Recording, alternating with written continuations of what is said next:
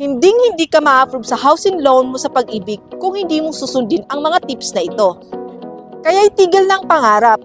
Oras na para kumilos. 5 tips para ma-approve sa Pag-ibig housing loan. Una, siguraduhin updated ang inyong Pag-ibig membership at may 24 na buwan na hulog. Kahit isang buwan lang ang kulang sa hulog mo, pwede ito maging dahilan ng disapproval.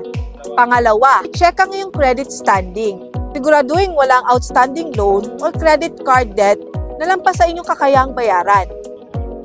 Dahil ang mga ito ay babawasan sa iyong loanable amount. Pangatlo, piliin ang tamang property na pasok sa inyong budget at loan amount. Huwag magpadala sa ganda ng bahay kung hindi mo naman kayang bayaran.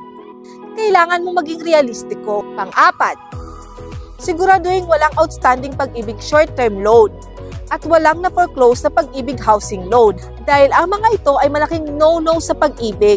Pang-lima, kung may mga existing Pag-ibig housing loan ka, siguraduhin mong updated ito. Kahit isang buwan lang ang atrasado, pwede maka-apekto ito sa bago mong loan application. At para sa perfect na bahay na siguradong pasok sa inyong Pag-ibig housing loan, dito tayo sa Lancaster, New City. Bakit? Una, affordable housing options na siguradong pasok sa inyong budget. Mula sa school hanggang sa commercial spaces, lahat nandito na. Pangatlo, strategic location. Malapit sa Metro Manila at mga major establishments. Kaya sa Lancaster, New City, may Pag-ibig housing loan options ka na, hassle-free pa ang application mo. ako si Rochelle at para sa ibang tips at free consultation, scan ang QR code na ito. Bye!